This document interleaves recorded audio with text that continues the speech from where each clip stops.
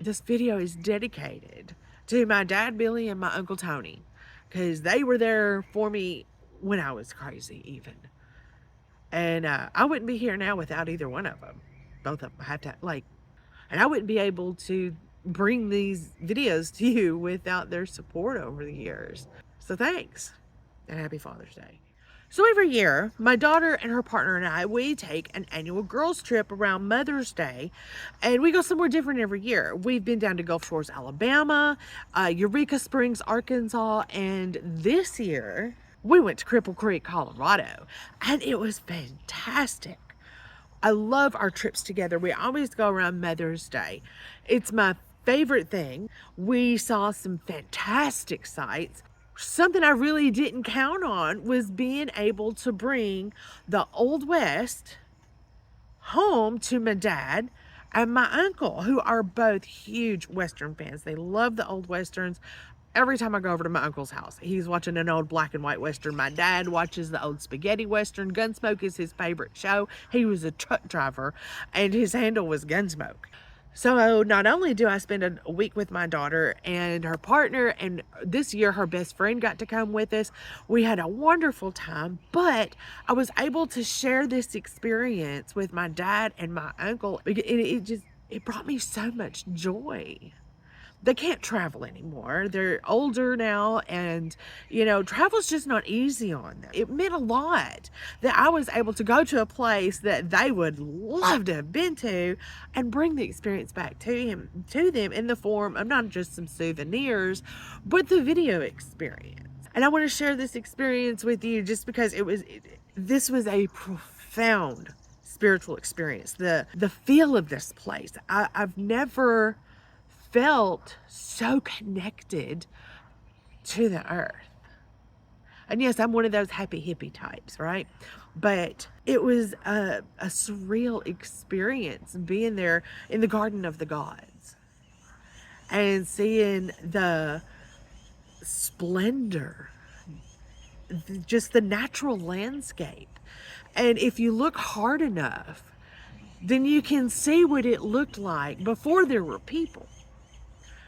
It's like the land remembers itself, and you feel connected and so small and insignificant, but at the same time a part of something so vast and beautiful that you cannot possibly describe it with words.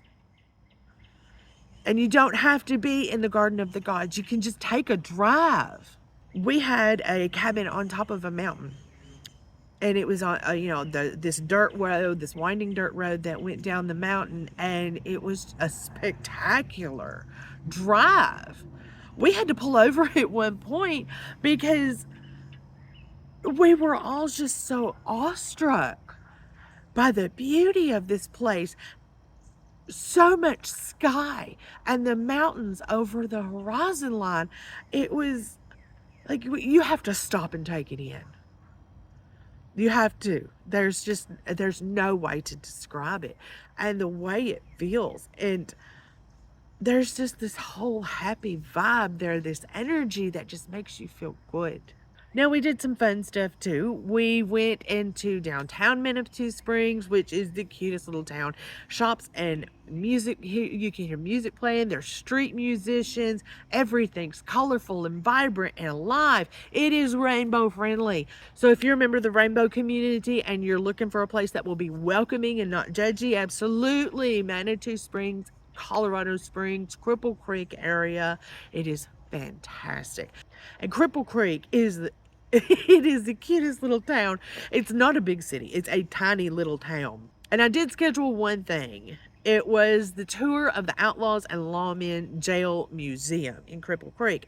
My dad, like I said, he loves the Westerns, and so does my uncle. And it has a special place for me too, because since I was a baby, I watched Gunsmoke and Bonanza every Saturday afternoon with my dad. So it was cool to be able to take this tour, and I videoed it, of course, and brought it back home to them as kind of a gift, like, here you go, because he was really excited about this jail tour, and they had some really cool souvenirs too. The tour guide was awesome. So what I'm going to show you now is the tour of the museum, as narrated by our fantastic tour guide. Look at everything and all that stuff. But what I'm gonna do is give you a little bit of history and give you a little bit of a layout of how this building is and everything. So basically what you're standing in is, this is the original Teller County Jail that was built back in 1901 and remained operational up until 1992. So 91 years of incarcerating folks in here. So when they first built this in 1901, because 1900s when Teller County became a county, we used to be part of El Paso County, so Colorado Springs, this was all theirs. And the mine owners up here got tired of El Paso County, so they went their own county. So they built this. You know, they made the county. Of course, when you have a county, you got to have a county jail and all the other stuff. So they built the jail. So one of the specifications for the jail was that the jail, they wanted to be able to house 100 people, 100 inmates. And when we talk about inmates back in the day, back in the 1900s, it was women, children, and men, women, and children. So when you go upstairs, these stairs go up to where they would house the women and children. So upstairs there are 4 cells. There's 3 women's cells and 1 children's cell. Because we had kids in here. Kids got locked up, and there's some stories and things up there on the walls that'll tell you about that. You know, the folks that were, the kids that were locked up there and stuff. There's also a bedroom upstairs for the matron. So there was a matron that was always on duty if there were women and children. Okay, so now for the men's side, and go through here, and this is where the men were at. There's 14 cells on 2 levels. So when they built this, they did 2 levels and stuff. So there's stairs that go up. And so on the top level, there's 4 cells, 1 cell being a solitary confinement cell. It's all the way at the end. And then on the bottom cell, there are 10 cells. Okay, the cells, and you go like, well, how did they put 100 people in here? The cells house 6 people each. And the cells are only 9.5 by 6.5 feet. So you see how small the cells are, and they put 6 people in there. We have some of the cells set up that show you how they slept 6 people in there. So it's kind of interesting and stuff. And then along the walls and in some of the cells we have displays and things. And so you get a kind of an idea of, how this, the area and stuff. Especially in that, when you think about, that time, in Cripple Creek, there were in Cripple Creek there were 35,000 people at the turn of the century.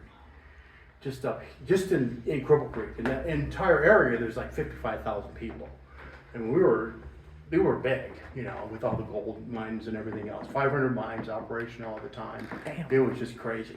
Yeah. Crazy busy up here. So, and what, you bring that element in, the gold camp and everything, you got all the criminals and, the card sharks and everything else, So yeah, so go up and you can, especially when you go upstairs, you see how the women were treated versus how the men were treated. The women were treated a lot better than the guys. So, it's even the women criminals got treated better than the guys. So it's kind of interesting. So if you get a chance, so like I said, go up there and take all the pictures you want, spend as much time as you want. If you have any questions, I'll be around. Go there. Another one of my dad and my uncle's favorite shows is the Gold Miners or Gold Rush or whatever it's called. They watch the Gold Miners and they love the Gold Miners. They don't miss them. We didn't even plan this. We were looking for caves. We were wanting to go through a cave because I love caves. It's like being in the heart of the earth to me, and it just feels so cool. And the rock formations, everything, I love caves. And we saw a sign for the Molly Kathleen Gold Mine. And we thought, really? Gold mine? Because Cripple Creek was one of the big towns during the Colorado Gold Rush. So naturally there would be some gold mines there. Well, it turns out there were a lot of gold mines there, over 500 mines at one point in time, and one of the biggest ones was the Molly Kathleen. And you could take tours of it. It's been closed. They haven't mined in it since 1961, but you can tour them. And that's what we did. And I'm going to share, I videoed this whole tour, and you're getting the cut up version of it. But I put it together in a special video for my dad and my uncle too. I want to share part of that with you now. Now in the late 1800s, when we first started mining here in the district, we didn't have access to any LED lights or any kind of light bulbs we could use underground.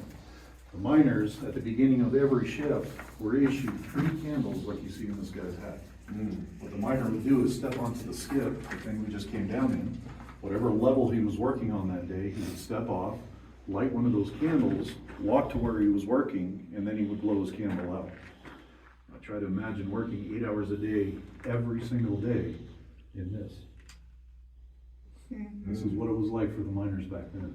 They were issued extra candles, and sometimes they had access to lanterns, but the problem was, that still wasn't enough light. In the early days of mining here in the district, this is where most of the accidents would happen. If you couldn't see anything, you were almost guaranteed to make a mistake. Now from the candles, we did eventually graduate over to these things. These are called carbide lanterns.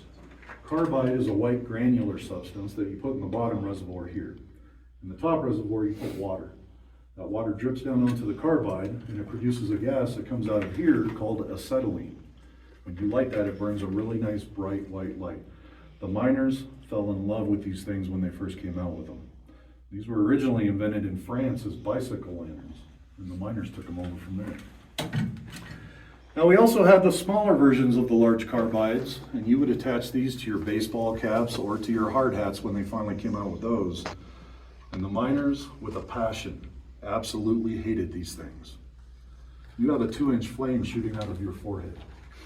What could possibly go wrong? Every time you look up fast, that flame could wrap around and burn off your eyebrows. If you were ever in one of the 150 saloons in Cripple Creek back then, and you saw a guy with no eyebrows, you knew he was brand new to the district and he had no idea what he was doing. We've had to expand these to make room for the tour. These used to come down just above a donkey's ears. So if you were 6'1" like I am, and you were bent over all day long, you're not gonna last long down here in these mines. Once he was done with that hole, his buddy had to help him move this up or down or to the left or right to start another hole. And I'm gonna demonstrate this one for you folks. And everything down here is not quiet. This one's louder than the last one, so if you're gonna plug your ears, this is one of those to do. Here we go.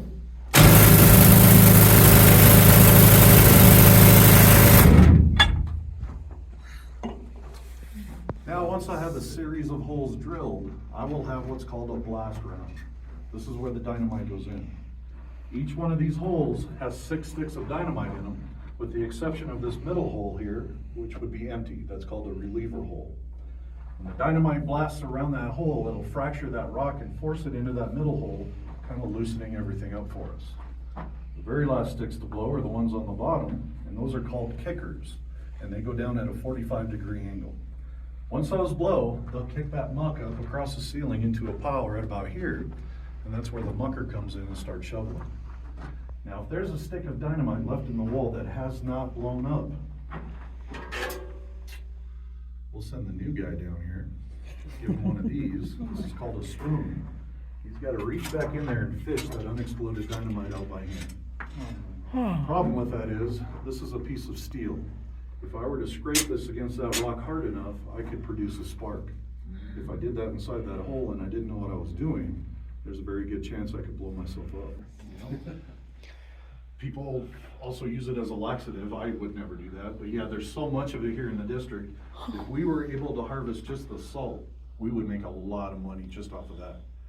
The problem is, something else leaches out with it called cinnabar. Cinnabar is mercury. If that gets in your system, it can hurt you pretty bad, so we have to leave it here until we can figure out a way to separate the 2 different elements. Now, it's safe to touch. You guys can touch it. Just make sure you don't lick the walls, okay? Help kill more miners than anything else down here. This is called a wiggle tail stoper drill. Those miners would stand on that plank of wood for 8 hours a day, sometimes 100 feet in the air, doing this. While they're doing that, this bit would jackhammer straight up and down into the ceiling to create the holes for the dynamite. Now, the tool itself didn't kill them. It was all that dust coming down they were breathing in. We have silica in these rocks. Silica is glass. Breathe that in dust form, it attaches to your lungs, and every time you cough, you're shredding your lungs apart. During this era, most of the miners didn't live past 35 years old. They nicknamed this the widowmaker. Still, a lot of them guys. I'm going to demonstrate this for you folks. In my my opinion, this could be the loudest one on the tour. So if you're gonna plug your ears, this is probably the one to do it. Here we go.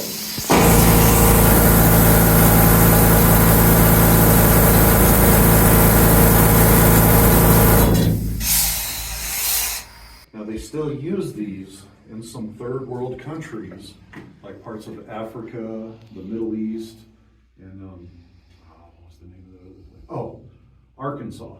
So it means a lot that I can bring this experience back to them, to my dad, Billy, and my uncle Tony, whom this video is dedicated to. You know, I bought them some really cool stuff and, you know, giving them their souvenirs when I got back, and they both looked like little boys for a few minutes. It was so much fun.